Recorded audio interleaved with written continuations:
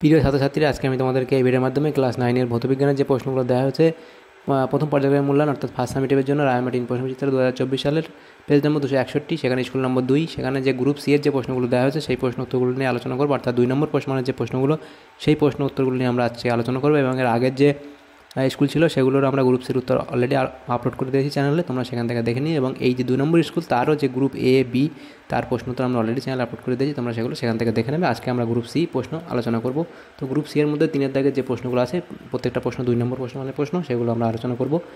দেখো, 3-এর দাগের প্রথম যে প্রশ্নটা ছিল সেটা বলা হয়েছে সংক্ষিপ্ত উত্তর দাও, বিকল্প প্রশ্নগুলি লক্ষণীয়। 8টা প্রশ্ন ছিল, 2 নম্বর করে 16 নম্বর। প্রথম প্রশ্ন ছিল মাত্রা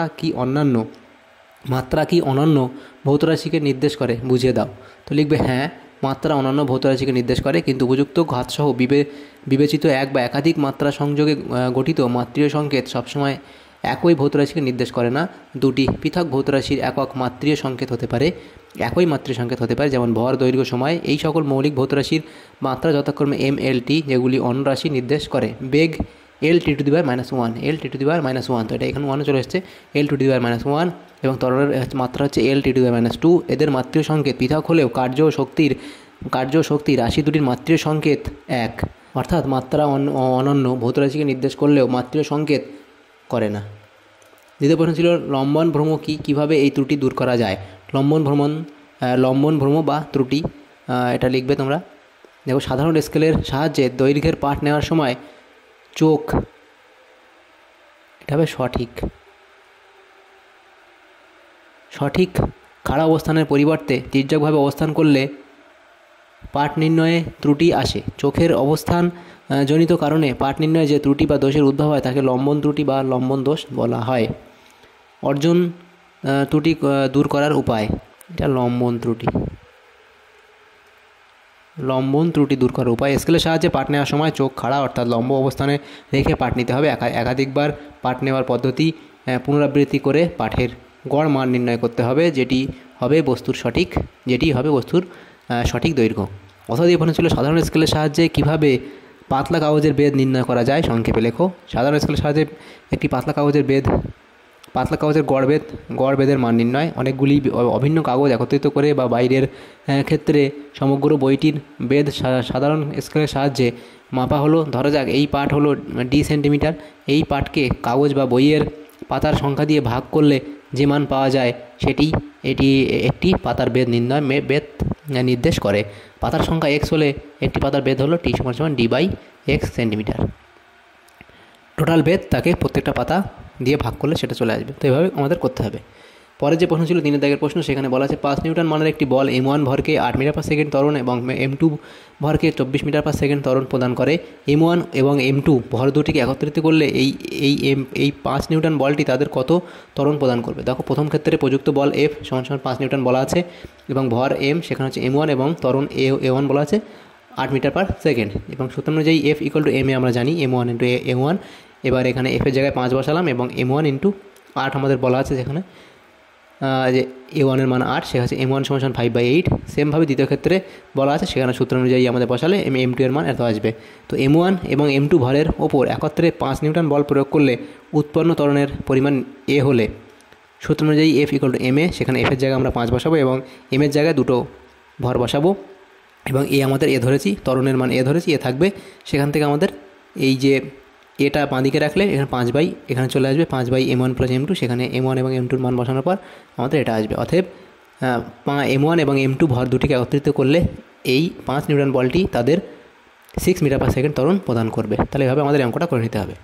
নেক্সট দেখো, যে প্রশ্ন ছিল অথবা দিয়ে প্রশ্ন ছিল, যদি কোনো পরিবর্তনশীল ভরের বস্তুর ওপর একটি স্থির মানের ফোর্স কিছু সময় ধরে প্রযুক্ত হয়, তাহলে বস্তুটি ভরবেগের পরিবর্তনের সঙ্গেই এই বল প্রয়োগের সম্পর্ক নিরূপণ করো। তো দেখো, এখানে বস্তুটি ধরা যাক বস্তুটির প্রাথমিক বেগ u, ভর m এবং t সময় পরে বেগ v এবং ভর m2 হবে t সময় পরে। ধরা যাক m2 বড় এবং m1 ছোট। এখন প্রাথমিক বেগ m1 × mu এবং অন্তিম প্রাথমিক ভর ইন্টু বেগ, এটা হলো m1u এবং অন্তিম হলো কি m2 এবং v। তো এখানে দেখো পরে বেগটা বলা আছে বলে v হবে, পরের যে ভর এবং বেগ। এবং ভরবেগের পরিবর্তন হচ্ছে কি, পরেরটা থেকে প্রথমটা বিয়োগ করলে ভরবেগের পরিবর্তন এবং ভরবেগের পরিবর্তনের হার সময় দিয়ে ভাগ করলে ভরবেগের পরিবর্তনের হার বার হবে। এবং অর্থাৎ প্রযুক্ত বল, এই যে এটাই আমাদের প্রযুক্ত বল হবে দেখো প্রযুক্ত বল m2v-m1u/t। এখন যদি v = u হয় তাহলে আমাদের দেখো এখানে যদি ভি এবং ইউ যদি সমান লিখি তাহলে আমরা যদি ভি এর ক্ষেত্রে সবচেয়ে ভি এর জায়গায় ইউ বসাই তাহলে ইউ কমনলি m2-m1/t, অর্থাৎ প্রযুক্ত স্থির মানের বল এফ এর সঙ্গে বস্তুটির ভরবেগের পরিবর্তনের হার সমানুপাতিক সম্পর্কযুক্ত। তো এইভাবে আমাদের এটা করতে হবে অঙ্কটা। তারপরের যে প্রশ্ন ছিল সেখানে দেখো 4 দাগের প্রশ্ন, একটি বলকে উপর দিকে ছুঁড়লে প্রথমে তার ভরবেগের মান হ্রাস পেতে থাকে এবং তারপর আবার বাড়তে থাকে। এক্ষেত্রে কি রৈখিক ভরবেগের সংরক্ষণ নীতি লঙ্ঘিত হয়? ব্যাখ্যা করো। না, এক্ষেত্রে রৈখিক ভরবেগের সংরক্ষণ নীতি লঙ্ঘিত হয় না। ব্যাখ্যা বলে লিখবে, রৈখিক ভরবেগের সংরক্ষণ সূত্র মান্য হওয়ার অপরিহার্য শর্ত হলো বাহ্যিক বলের অনুপস্থিতি। এক্ষেত্রে নিক্ষিপ্ত বলটির ওপর বাহ্যিক বল অভিকর্ষের ক্রিয়া সর্বদাই বজায় থাকে, তাই ভরবেগের সংরক্ষণ সূত্র এক্ষেত্রে প্রযোজ্য হয় না, তাই লঙ্ঘিত হওয়ার কোনো প্রশ্ন আসে না। বলটি উপরে ওঠার সময় অভিকর্ষ ওর গতির বিপরীতে ক্রিয়া করে, ফলে ভরবেগ কমে আবার নিম্নাভিমুখী গতির ক্ষেত্রে অভিকর্ষ সক্রিয় হয় বলে ভরবেগ বাড়ে। এভাবে আমাদের এই ব্যাখ্যাটা করতে হবে। 5 দাগের প্রশ্ন ছিল কি, দেখা হয়ে সমত্বরণের গতির ক্ষেত্রে কণার গড় বেগ, কণার প্রারম্ভিক বেগ ও অন্তিম বেগের সমষ্টির অর্ধেক।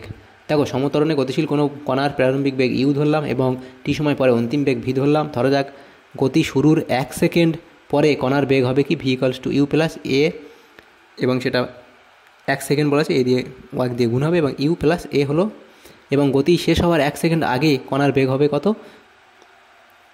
u+at-a। শেষে আসবে কত?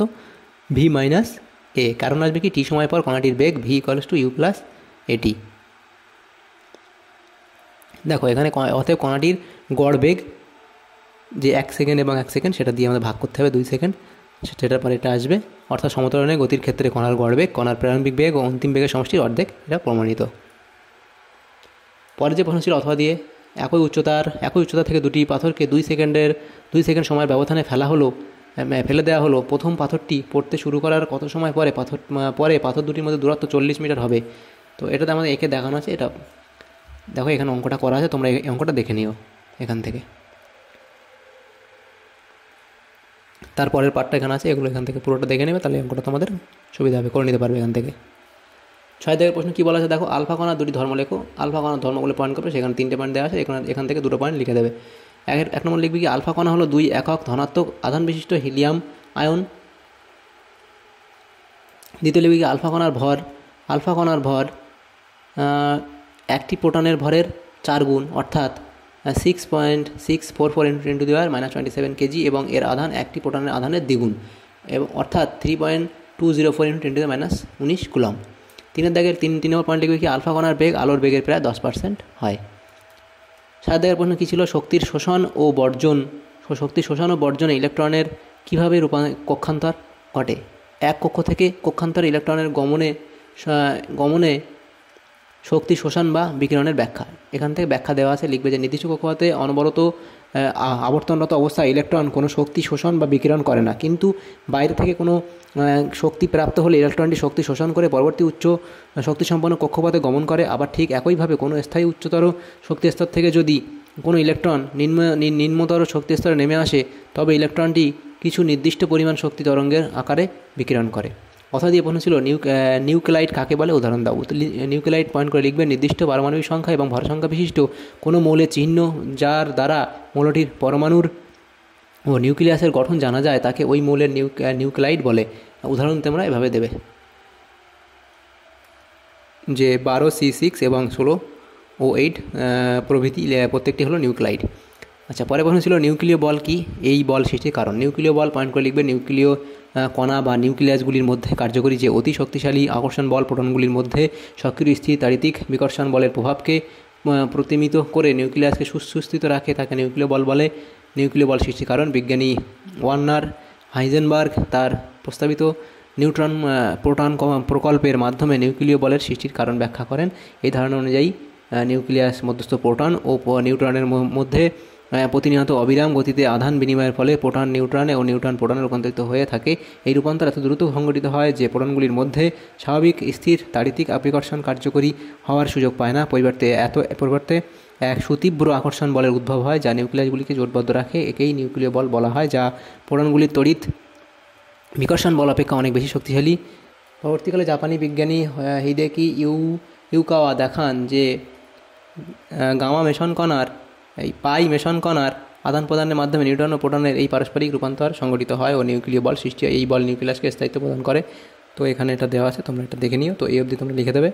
তো দেখো তাহলে আমাদের যে স্কুল নম্বর 2-এ যে প্রশ্নগুলো ছিল, গ্রুপ সি এর মধ্যে 8টা প্রশ্ন ছিল, সেই প্রশ্নগুলো আমরা আলোচনা করলাম আজকে এই ভিডিওর মাধ্যমে। যদি তোমাদের সামান্যতম উপকার এসে থাকে ভিডিওটা অবশ্যই একটা লাইক করবে, আর পরবর্তী স্কুলের প্রশ্নোত্তরগুলো পাওয়ার জন্য অবশ্যই আমাদের চ্যানেলকে সাবস্ক্রাইব করে রাখবে। Thank you, thanks for watching.